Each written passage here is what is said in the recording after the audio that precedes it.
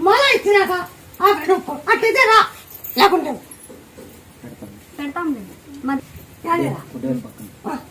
మీకు నమ్మకం మందికి సంతానం అయింది ఆయన చెప్పింటూ వచ్చాను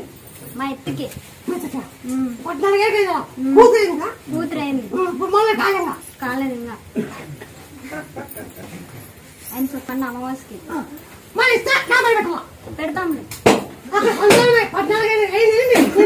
నమ్ముతూ వచ్చినావు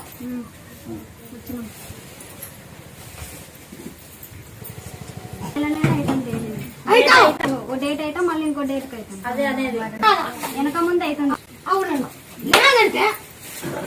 వెనక ముందు అవుతుంది అవునా